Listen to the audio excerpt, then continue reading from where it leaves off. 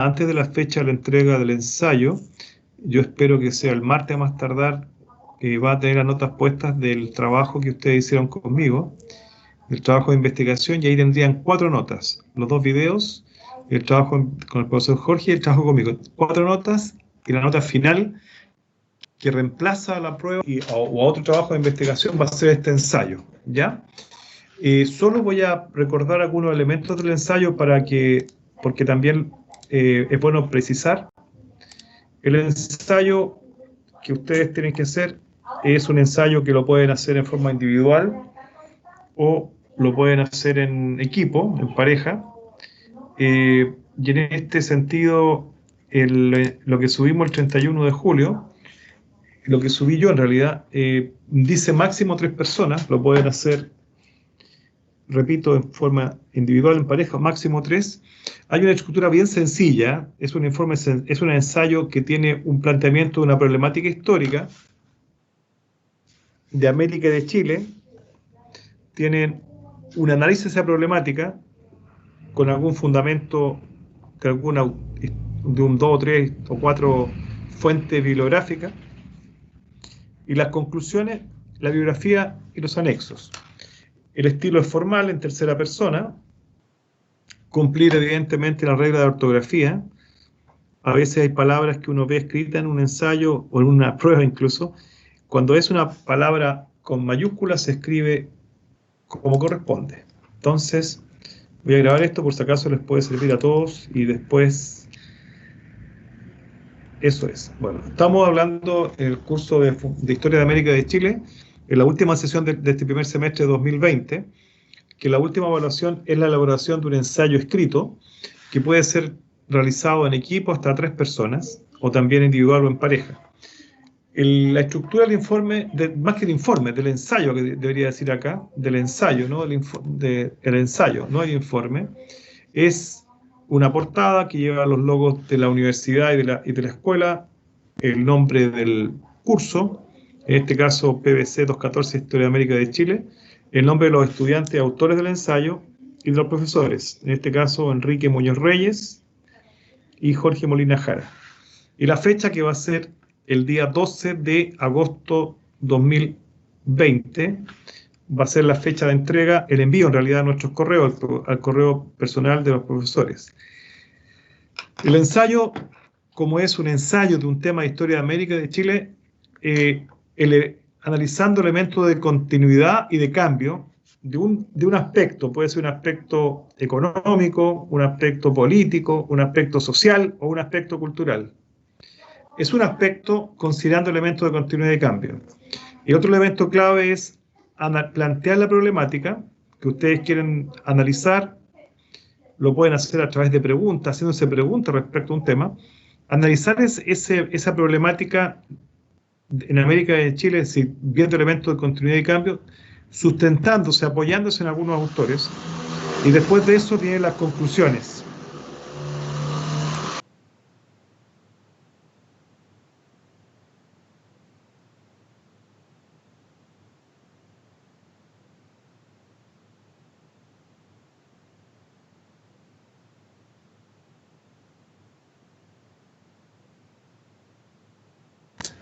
También incluir la bibliografía en que se sustentaron y los anexos si es que corresponde. La redacción del estilo es formal, en tercera persona, cumplir la norma de ortografía, como lo decía. ¿Sí? ¿Quién habla? Jocelyn, ¿sí? Es que se la había cortado, entonces... Sí, ahora me di cuenta, sí. Lo que estaba diciendo recién, el planteamiento del problema, análisis de la problemática, las conclusiones, la bibliografía y los anexos. Y también yo quería preguntar algo sobre las conclusiones. Déjame primero, porque voy a ir ahí porque esta es la parte estructural, de ahí vamos al contenido, ¿te parece? Para no olvidarme de la parte formal, esto es lo formal, ¿ya? De ahí voy al contenido, ¿te parece? Para que vamos ordenados. Entonces, la regla de ortografía, la regla de redacción, normas APA, si ustedes van a usar en su ensayo algún autor, por ejemplo, voy a nombrar un ejemplo, Lynch, 2010, si la cita es textual, ponen la página 20, por ejemplo. Si no es textual y ustedes parafrasean, ponen Lynch 2010, nada más. El texto alineado, justificado, letra calibre 11, interlineado 1,5, máximo 3 páginas, pero no se contabiliza ni la portada, ni la bibliografía, ni los anexos. Eso es importante. No se cuenta portada, bibliografía ni anexo, por lo tanto son 3 páginas. Ahora vamos al aspecto de fondo, Jocelyn. Antes de poner el título, yo primero creo que es importante que ustedes al final pongan el título del ensayo para no perderse, sí tener claro la problemática. Si usted dice la problemática que vamos a analizar es una problemática de historia de América y de Chile, por ejemplo, en el ámbito económico, ¿qué elementos de continuidad y qué elementos han cambiado en la economía de América y de Chile? Por ejemplo, es una sugerencia, si alguien dice, profesor, vamos a tomar como en el ensayo, vamos a analizar por qué América Latina y Chile siguen extrayendo y exportando materias primas como el cobre, como el gas natural, como el petróleo. Hay una pregunta ahí. Entonces uno empieza a analizar que quizás porque nos falta una tecnología para producir una industria nacional basada en el cobre, basada en el petróleo y en el gas. Y ahí ustedes empiezan a desarrollar la idea, las ideas que tengan, apoyándose en determinados autores. Por eso es que se sugiere en esta pauta hacerse preguntas de análisis, porque es un aspecto estructural de la común de América y Chile, no es un aspecto cualquiera, y considerando elementos de continuidad y cambio, es decir, qué se mantiene y qué ha cambiado en el aspecto económico. Si otra persona dice, profesor, nosotros vamos a tomar la sociedad, cómo la sociedad ha continuado, ha permanecido o ha cambiado entre la época colonial o la época del siglo XIX y la actualidad. En América Latina siguen habiendo grupos aristocráticos, sí o no, oligárquicos, sí. Siguen habiendo bajo pueblo, grupos populares, sí. Hay un elemento de continuidad. ¿Qué elemento de cambio entre el siglo XIX y hoy día? Los llamados grupos medios. ¿Y a qué se debe eso? Y ahí ustedes pueden buscar fundamentos en la educación, en la alfabetización, etc. Y ahí también fundamental por qué es importante reflexionar sobre este tema, ya sea la economía, la sociedad, la política también, la cultura, la educación. ¿Por qué es importante reflexionar sobre esto? Y también ser claro que la reflexión tiene que ser sobre los elementos de continuidad y cambio de un aspecto. Un aspecto lo sugerimos por la extensión que tiene máximo 3 páginas. Y evidentemente establecer una opinión al final propia de ustedes como autores del ensayo acerca de este aspecto. ¿Qué opinan ustedes después de haber analizado esto, haber tomado algún apoyo en alguna fuente? ¿Qué opinión les merece? ¿Esto se ha mantenido en el tiempo? ¿Ha cambiado? Y las conclusiones se refieren fundamentalmente a dar cuenta de lo que ustedes han abordado, las preguntas que se plantearon y plantear preguntas para seguir reflexionando. Si el próximo año alguien toma tu ensayo y lo lee, podría decir que es interesante lo que han reflexionado, lo que han analizado, pero al final dejar unas preguntas más interesantes aún para continuar reflexionando en base a un aspecto estructural de América y de Chile, considerando elementos de continuidad y cambio. Entonces, acá es importante la coherencia entre la problemática de reflexión, la línea argumentativa, los argumentos que se dan y las conclusiones. Bien, no sé si hay alguna consulta.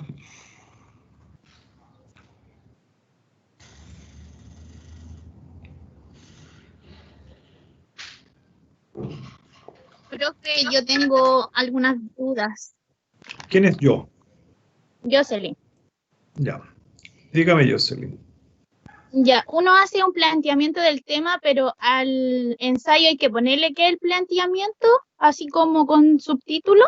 No. Tú lo puedes redactar simplemente. O sea, tú puedes redactar, por ejemplo, en este ensayo, la problemática que queremos abordar es, y tú la mencionas, consideramos que es un aspecto que debe ser analizado, reflexionado, considerando, por ejemplo, ¿por qué? Y ahí tú lanzas alguna pregunta, una o dos preguntas. Y ahí empiezas tú a responder esas preguntas, porque la reflexión no es en el aire, la reflexión es sobre un aspecto específico y tienes que tener algunas preguntas que orienten tu reflexión, porque la reflexión se basa en preguntas. La reflexión no es que uno diga, yo opino que el cielo es blanco y me gusta el color blanco del cielo, pero ahí no está haciendo reflexión. La pregunta habría que decirse, nos queremos preguntar por qué el cielo está blanco y qué razones explican que el cielo esté blanco y las consecuencias de esto. Si analizamos, y ahí tú empiezas, si analizamos la realidad de América y de Chile en el siglo XIX, en el siglo XX y la actualidad, podemos darnos cuenta que el cielo ha ido cambiando de color, ya ha provocado lluvias, inundaciones, que probablemente se deben, y ahí tú, otra pregunta, o sigues desarrollando la idea, se deben a razones estructurales en el tema político, y ahí tú empiezas a desarrollar la idea y vas argumentando. Y ahí dices tú, bueno, por ejemplo, hay autores que sostienen que el cielo es blanco por estas razones. Sin embargo, otros sostienen que el cielo es blanco por estas otras razones. Ahora, para nosotros, consideramos que el cielo es blanco por esto. Ahí está la opinión personal de ustedes. Ahora, el ejemplo del cielo es blanco es una metáfora, para no volver a hablar de economía ni de sociedad. La idea es que ustedes también son capaces de analizar un tema. ¿Qué tema has pensado tú, por ejemplo? Íbamos a tomar como el ámbito social entre lo que es la colonia al siglo actual, o sea, Buen al tema. Chile actual y a la América, ¿Y con quién lo vas a hacer, Jocelyn? con la Nayare. Muy bien, muy bien. Han tomado. ¿Y qué aspecto de la sociedad van a tomar? Es que eso estábamos viendo porque estábamos buscando información, pero no sabíamos bien si la estructura del trabajo era así como muy pauteado o era, como dice usted ahora, como que en un párrafo se englobe el planteamiento más las preguntas y ahí después analizarlo y hacer la Claro, argumentación sobre el claro. autor y todo eso. Entonces no lo teníamos como tan claro Sí, como para abordar el tema. lo que pasa es que la pauta es para que ustedes vayan guiándose, porque esta pauta no es que uno se ponga a escribir algo, tiene que tener un orden. Entonces, el ensayo es muy importante que sea autoexplicativo. ¿Qué quiere decir esto? Que la persona que lo lea, en este caso el profesor Jorge y yo, u otro, entienda al leer la redacción de ustedes que es fácil de comprender, es fácil de entender que ustedes quieren reflexionar sobre un tema como la sociedad que dices tú, qué elementos han continuado, permanecido, que han cambiado en América y en Chile, y tú te planteas, ¿y por qué esto, qué elementos han permanecido y por qué, cuáles han cambiado? Y ahí tú empiezas a reflexionar, a escribir, y de pronto te puedes apoyar en autores. Por eso que al final dice, por aquí, no sé si lo pusimos, 5 fuentes distintas. Tú puedes usar un artículo sacar artículos de Google Academy que hablan de la sociedad en América Latina y en Chile, por ejemplo, y hay mucho de eso. Entonces la idea es que no sea solamente en el aire, sino que con argumentos, con fundamentos. Por eso que por aquí hay elementos por eso que la pauta tiene cierta exigencia. ¿Me entiendes? No es solamente opinología, hay fundamentos. Aquí, mira, aquí dice la palabra fundamentos. Es decir, hay una fundamentación. Y aquí abajo dice consultar fuentes, porque no es que yo me ponga a opinar solo en el aire. ¿Con quién me decías tú que vas a hacerlo? ¿Con Nayaret? Sí, profesor. ¿Cancino? No, en Mazábal. ¿O el Gonzalo? A ver, ¿qué te digo yo? Que lo importante de este primer ejercicio, ¿han hecho ensayos en la carrera o primera vez? Sí, hicimos uno el año pasado en lenguaje, creo. Ya. Pero no tenían pauta. Sí, pero es con tesis, entonces ahí como que nos enseñaron como de esa forma, con argumentos también, todo eso, pero es que igual era como confusa la pauta. Bueno, en mi parte personal, yo la leí, igual se veía como un informe, entonces al llevarlo a un ensayo era como complicado sí nos lo explicaba como de otras palabras. No sé si algún compañero le habrá pasado lo mismo. Claro, lo que pasa es que, de hecho, quedó un poco más simple ahora porque era muy largo al comienzo y yo dije un ensayo, entonces por eso lo simplifiqué, porque la idea era elegir solo un aspecto estructural, no más de uno, y de los ejemplos que dimos fue un aspecto social, político, económico, cultural, un aspecto, y las preguntas es para guiar el ensayo, porque el lector, un ensayo puede dar una tesis, como dices tú, una línea argumentativa, digo yo, pero el elemento fundamental es que esa reflexión escrita tenga un sustento, no sea en el aire. Insisto en esto, ¿eh? Porque a veces las personas dicen ensayo y escriben libremente, está bien, pero tiene que tener una estructura. ¿Qué es lo que queremos? Un planteamiento de una reflexión sobre un tema específico, que tenga alguna pregunta de análisis de ese tema, que se desarrolle la respuesta a esa pregunta de análisis sustentada en algo, en alguna fuente, que al final se exponga una opinión propia del grupo o de la persona respecto al tema y que las conclusiones aborden este problema con las preguntas que ustedes abordaron y de incluso dejar preguntas abiertas para alguien que pueda seguir profundizando o ampliando este ensayo, esta reflexión.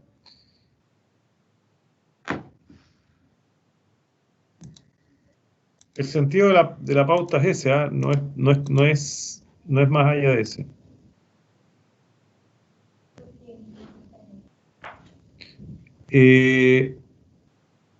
No, lo que dice, que es una pregunta que me hace, no, línea argumentativa, Estefanía, no dice en ninguna parte, dice opinión propia, de hecho. Que tiene que ser neutro en el tercer punto de la primera página, profe. No, se refiere a la redacción, no se refiere a la posición, se refiere, hicimos, se refiere a eso. No, acá hay una opinión propia, es un aspecto formal. Es la redacción que sea formal, ¿ya? ¿Me entiendes? A eso se refiere. Me parecía súper raro eso, No, porque los ensayos siempre son de opinión personal, bueno, claro, se basa en otro argumento, en otros textos, pero eso, en por el eso dice fondo acá, pero si acá dice en el contenido, opinión, es sinónimo de opinión el ensayo. Sí, pues, claro, por eso dice aspectos de fondo, dice aspecto estructural, dice establece una opinión propia.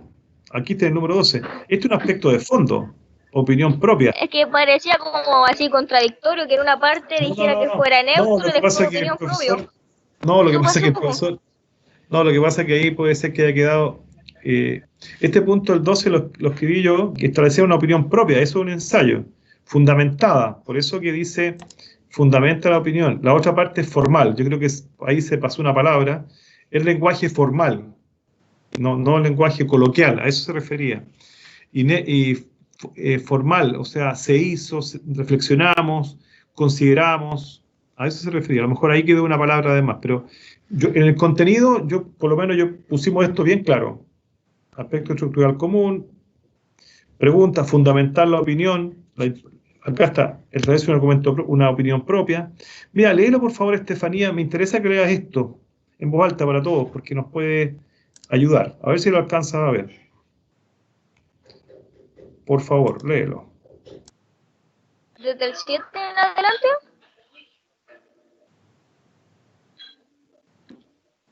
Profe, ¿desde el 7? Exactamente. Ya. 7. Claridad y pertinencia del título del ensayo. Profe, respecto al título del ensayo, puede ser un título así como llamativo, ¿cierto? Obvio. Para sí. que... Para que sea propio, sí. Ah, claro. Ah, ya.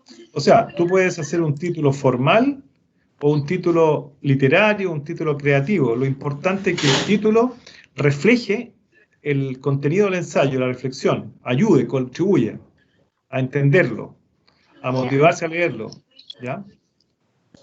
Ah, sí, un título motivante, sí, eso era. Ya. El 8. Claridad y coherencia en planteamiento de la reflexión sobre elementos de continuidad y cambio de un aspecto estructural común, política, económica, social y cultural en la historia de América y Chile. 9. Claridad y pertinencia de las preguntas de análisis sobre un aspecto estructural común de la historia de América y Chile, considerando elementos de continuidad y cambio.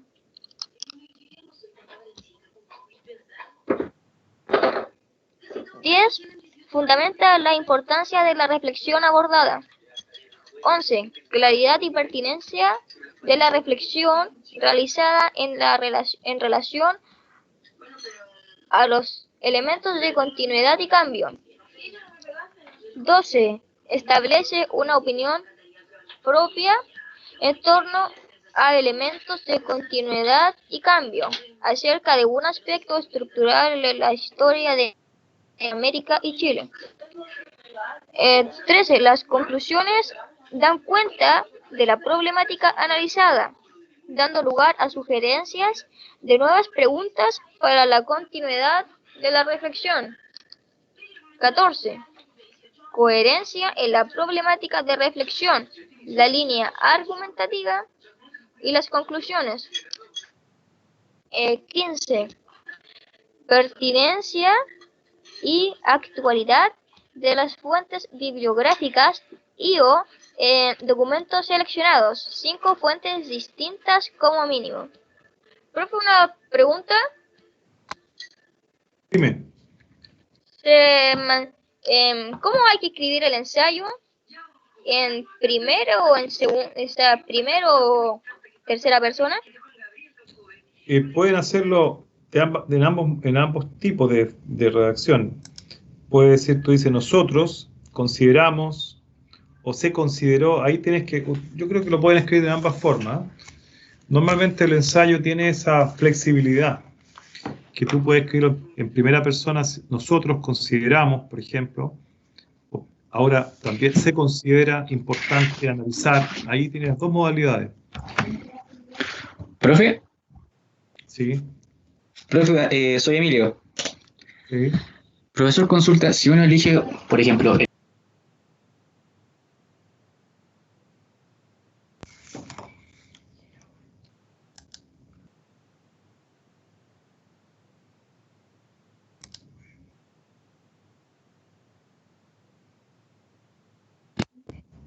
no sé si me escuchó, profe.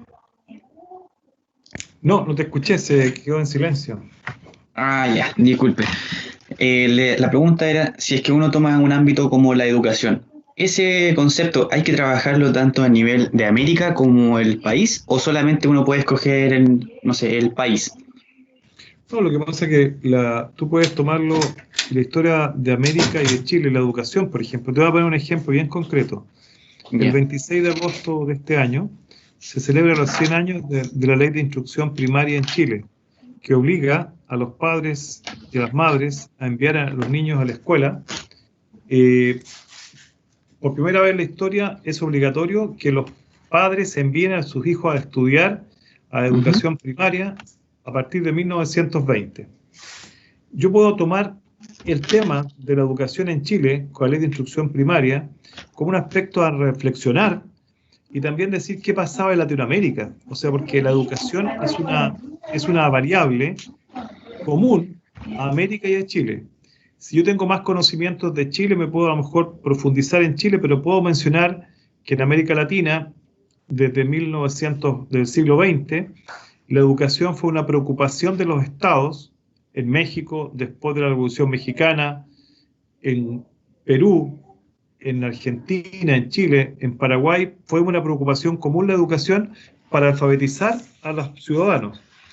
Y en el caso de Chile, el Estado tomó una decisión muy clara en 1920 de que la ley de instrucción fuera obligatoria, porque en el siglo anterior, en el siglo XIX, en 1860, se había aprobado una ley de instrucción primaria, pero no obligatoria.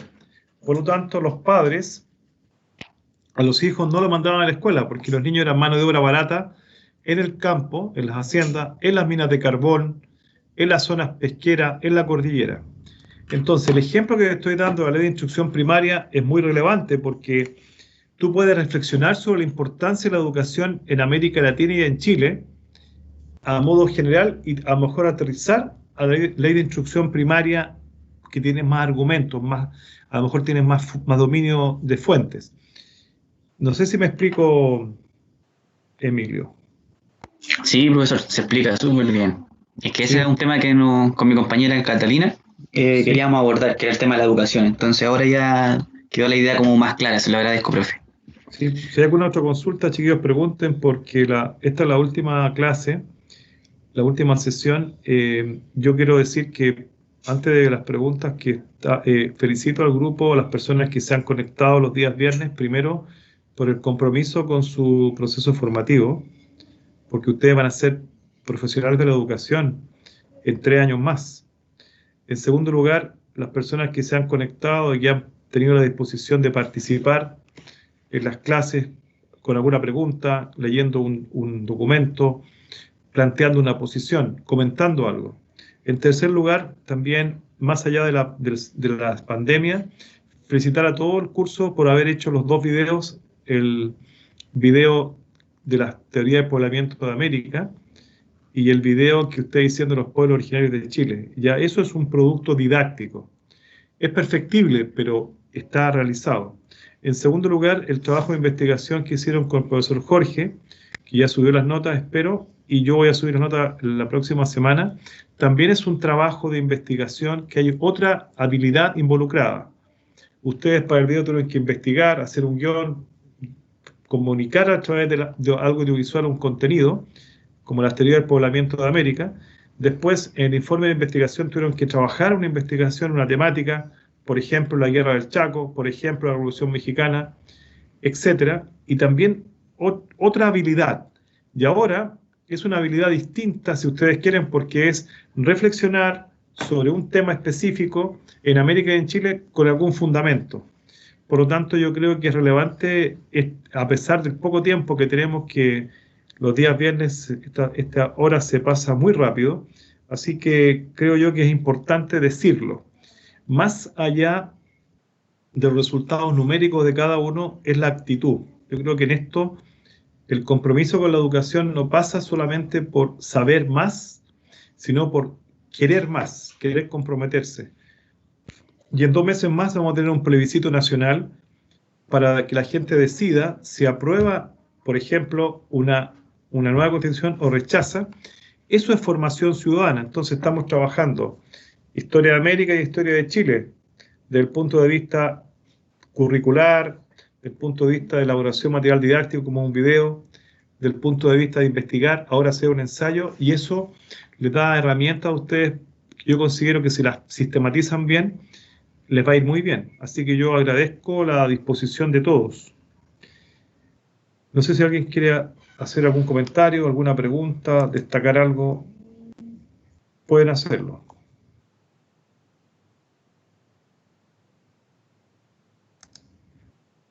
Yo quería, antes, como última clase, poder compartir lo que habíamos visto en la sesión anterior, si no me equivoco, ojalá que lo tenga acá. Habíamos analizado en la última sesión algunos elementos que han trascendido en la historia de América y de Chile en los siglos XVIII y XIX. Habíamos reiterado algunos elementos que son de larga duración. Un elemento importante es que, si bien es cierto, si ustedes sacan la cuenta entre 1492, cuando llega Cristóbal Colón, hasta 1818, voy a poner el caso de Chile. Si ustedes sacan la cuenta en su cuaderno, con su apunte,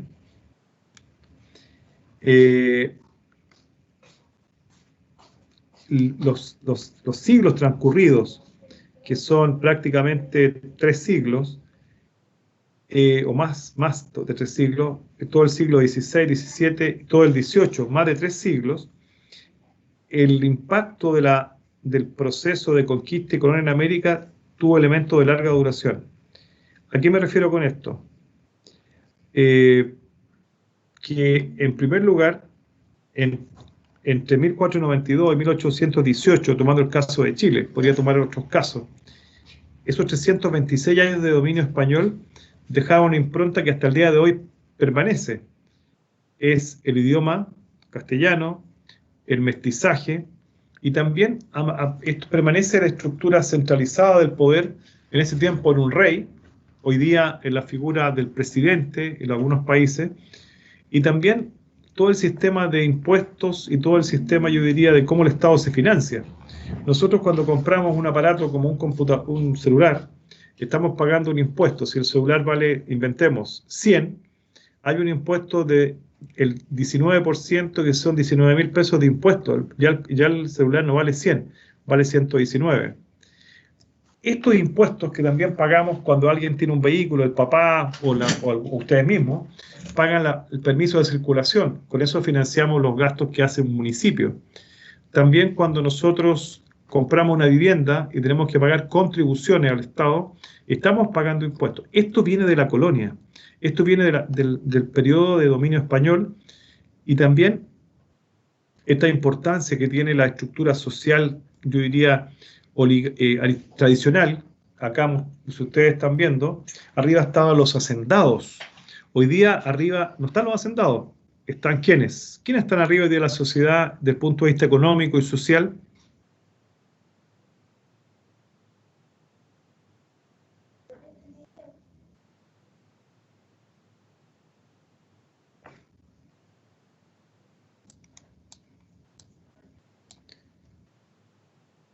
Repito la pregunta. ¿Quiénes ocupan en Chile y en América Latina la parte superior de la pirámide social, que tiene mayor cantidad de riqueza, mayor cantidad de llamadas clases altas?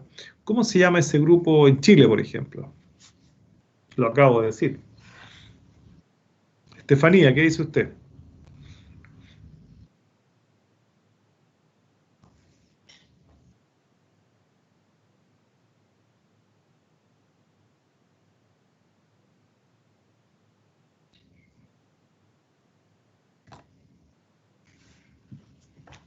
¿Se escuchó la pregunta o no?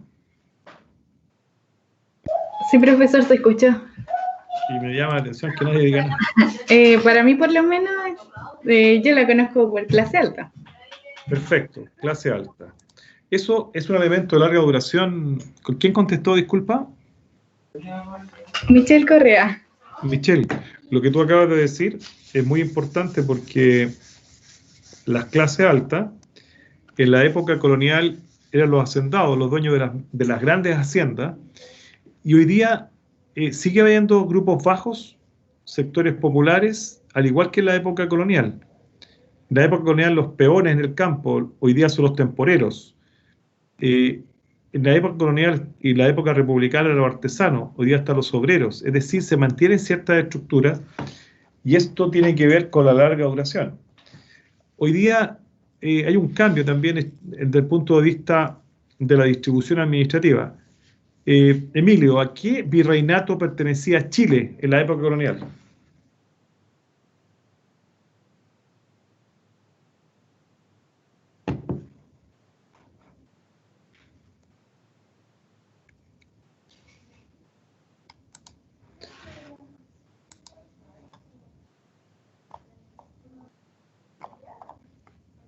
Bien, no veo que... Verónica Loyola, Chile, ¿a qué virreinato pertenecía en la época de la colonia?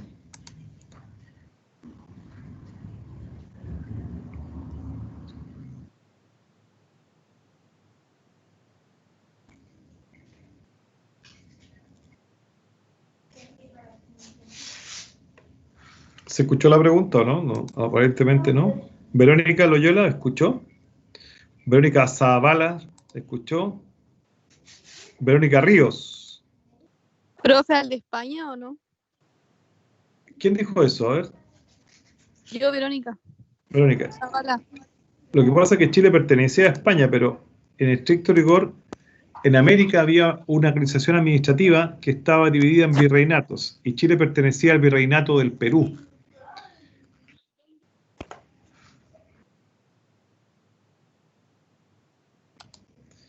Me gustaría, si puede leer, Verónica, lo que dice acá, por favor.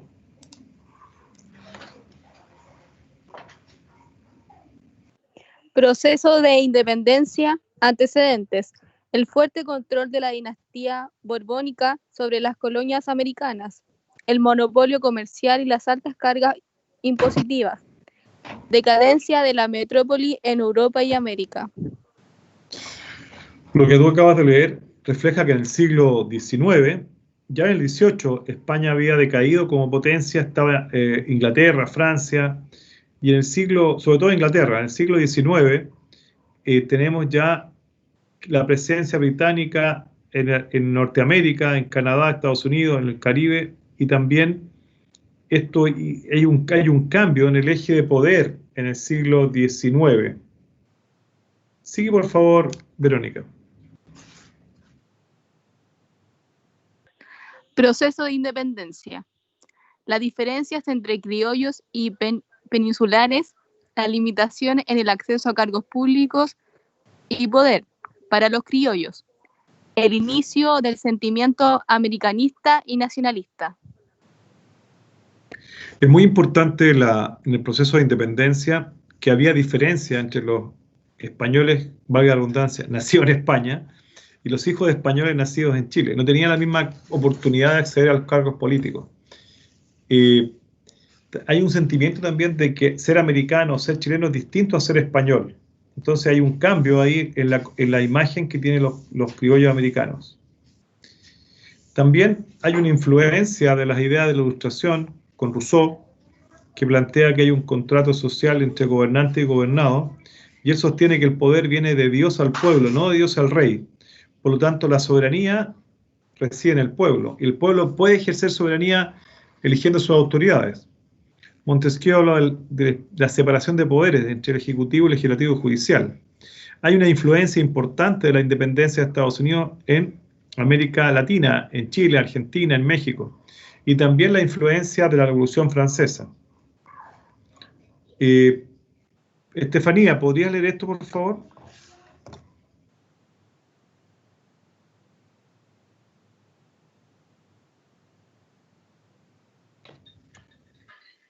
¿Esto que dice proceso de independencia, causas? Sí. Ya. Entonces, proceso de independencia, causas. La invasión napoleónica en la península y la pérdida de legitimidad de la monarquía española, que genera una acefalía monárquica. La formación de juntas de gobierno en la península ibérica. La formación de juntas en las colonias americanas y su desconocimiento en la península. La proclamación de las primeras juntas independentistas en América. Claro, esto es importante porque Napoleón Bonaparte invade España y deja como rey a José Bonaparte, y en España no aceptan, y se forma un consejo de regencia en la ciudad de Cádiz. Antes se había formado una junta de gobierno en Sevilla. En América se forman juntas de gobierno, pero no son reconocidas por la Consejo de Regencia de Cádiz. Y ahí, en el caso de Chile, José Miguel Carrera proclama la independencia indirectamente con el Reglamento Constitucional de 1812. En cambio, Higgins declara formalmente la independencia el 12 de febrero de 1818, y ahí, de ahí en adelante, Chile es independiente. Por lo tanto, el 2018 nosotros recién completamos los 200 años de independencia de España. Sigue, por favor, Estefanía.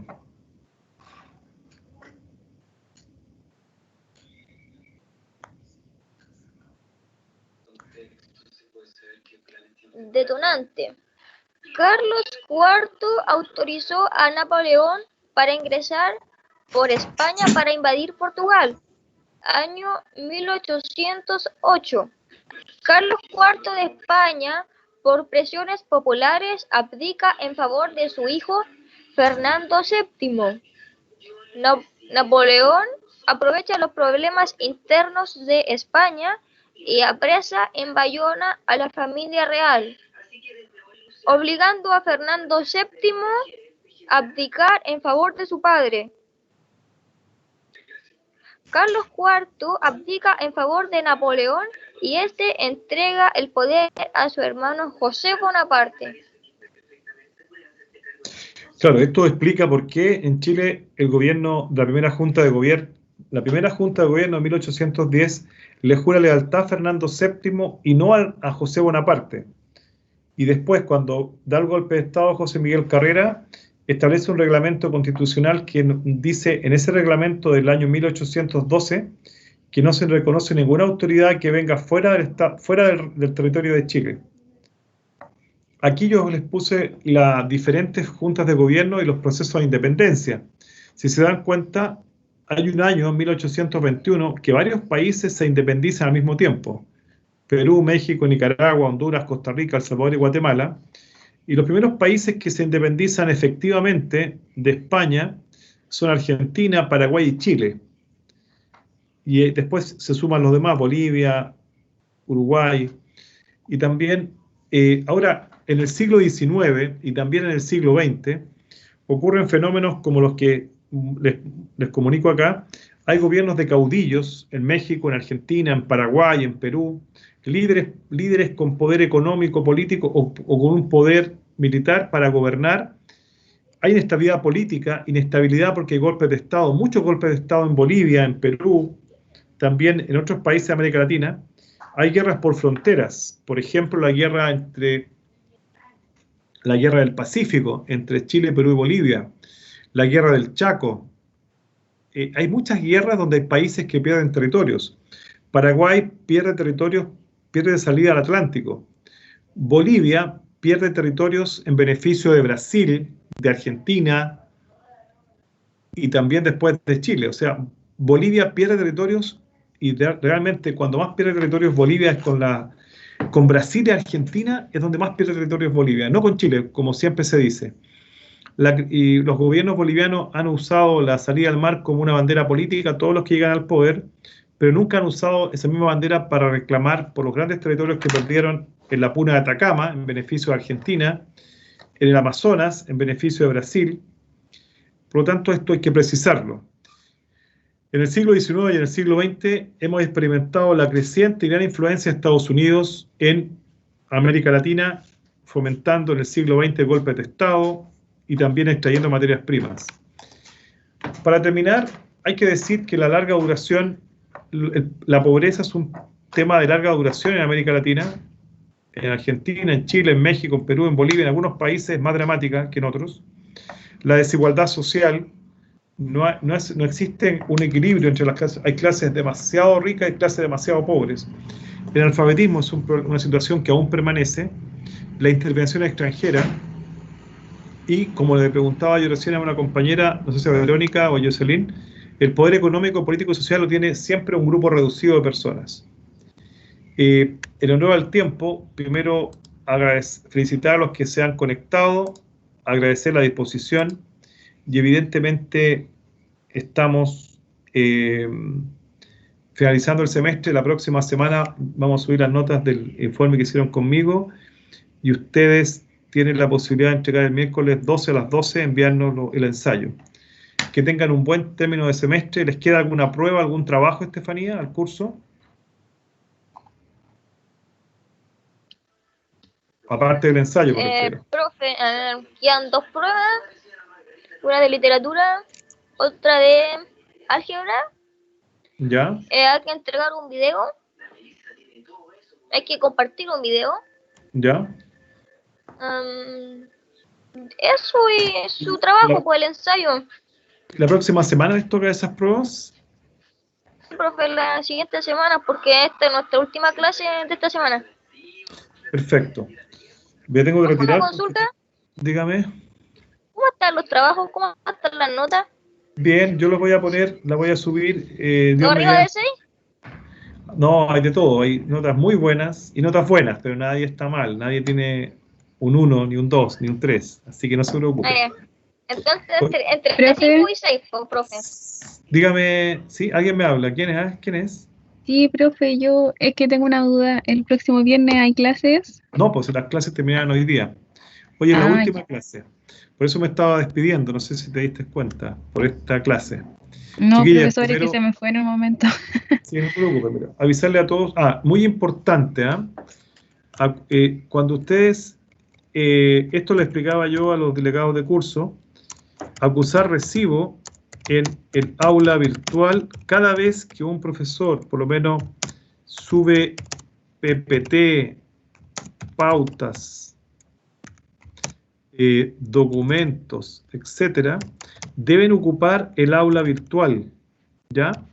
Es fundamental en el aula virtual porque nos llegó un aviso de Vicerrectoría Académica y Dirección de Docencia, y efectivamente yo por lo menos en la pestaña de Historia de América y también aviso en los avisos del curso, siempre pongo mensajes, correos, pero nadie contesta. Es fundamental porque la Superintendencia de Educación, el Ministerio de Educación va a pedir evidencia del uso del sistema virtual, por lo tanto, y sobre todo en pandemia, es fundamental acusar recibos. Si un profesor le envía un mensaje, yo le envío un PPT, un documento, acusar recibo, porque aparecían desde abril ahora muy pocos alumnos, creo que 2 alumnos habían entrado en todo el semestre al aula virtual, a Historia de América, tanto con el profesor Jorge como conmigo. Entonces, yo me quedé sorprendido, porque a veces alguien descarga los documentos, pero nunca contesta el mensaje.